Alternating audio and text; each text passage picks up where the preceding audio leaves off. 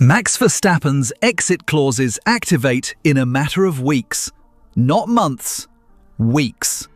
His current contract with Red Bull Racing is still technically locked until the end of 2028.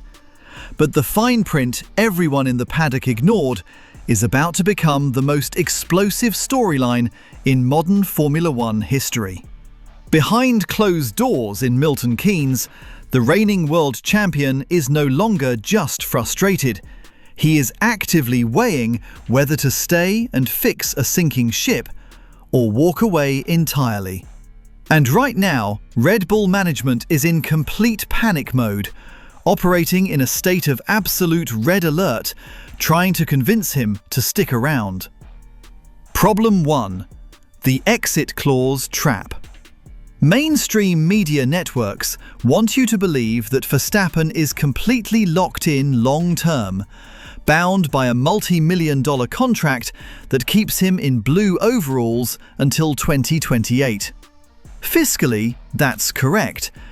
But what they are deliberately glossing over, either out of ignorance or to protect their access, is the specific performance and management activation mechanisms buried deep within that contractual fine print. Those exit clauses become active later this summer. Once that window opens, Max doesn't need Red Bull's permission. He has a legitimate, legally binding out.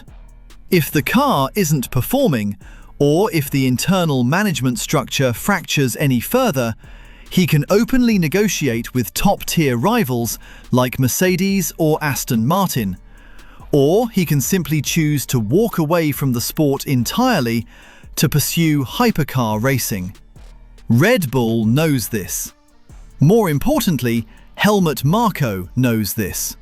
That is precisely why Marko recently went on a highly calculated public relations tour, specifically speaking to Bild to send a message. He publicly stated that Max needs to ignore the surrounding noise, ignore those active clauses, and commit to seeing out his full contract. Think about that for a second. You do not make those desperate public pleas to the media unless the internal situation is critical. You don't beg your star driver to honor a contract unless you genuinely fear he is looking at the exit door. Door number 2. The upgrade gambit. Faced with an aggressive developmental charge from McLaren and Ferrari, Red Bull is banking their entire future on a single card: their major aerodynamic upgrade package for the Austrian Grand Prix. Not a gradual rollout over the summer, and certainly not next year. This weekend. The timing of this package is no accident. Helmut Marko explicitly admitted to journalists that the success of these updates, and only the success of these updates, will be the deciding factor that might convince Max to stay. Let's analyze what that actually means on a corporate level.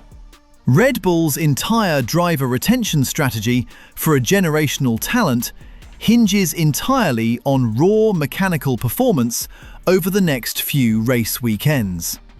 They have backed themselves into a corner where hope is their only currency.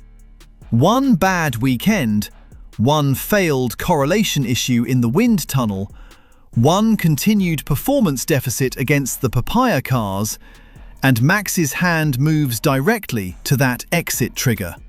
Marko even went out of his way to praise the progress at Red Bull powertrains, claiming they have developed a surprisingly strong engine for the upcoming regulations. He is building a protective narrative. He is aggressively setting high expectations. He is desperately trying to sell the conceptual idea that Red Bull still has a competitive technological future worth fighting for, trying to ease Max's anxieties about the post-2025 era. Door number 3 is where this story gets genuinely dark, exposing the structural rot behind the garage walls. Let's talk about Paul Monaghan. We are talking about a technical titan with over 20+ years of institutional knowledge inside the Milton Keynes factory. And now? High-level reports indicate he is on his way out, heavily linked to the incoming Cadillac project. Monaghan is not some junior aerodynamicist whose job can be replaced by a fresh graduate. He is a senior technical figure who understands the DNA of Red Bull's championship cars. And if you want definitive on-track proof of how this intense internal pressure is manifesting under the stopwatch, look no further than the utter chaos of the Austrian Grand Prix qualifying session. Yes, George Russell put his car on pole position. Yes, he lifted appropriately under the yellow flags, and the FIA stewards completely cleared him of any wrongdoing. But Russell taking pole is just the surface-level headline. The real story, the narrative that matters for the World Championship, is why those yellow flags were waving in the first place. Max Verstappen crashed Hard. In Q3, during the absolute limit of the final flying runs, at the exact moment where the team desperately needed clean data, a front-row lockout, and psychological dominance on home soil, Max found himself buried in the tyre barriers. The car was pushed beyond its mechanical limits just to match the inherent pace of its rivals, resulting in a rare, high-stakes mistake from the champion. This single crash completely threw the grid into disarray, forcing other front-runners to compromise their laps. Top-tier drivers like Lewis Hamilton and Charles Leclerc, who played it safe and backed off when they saw the yellow hazards, were forced to settle for starting positions directly behind a jubilant George Russell.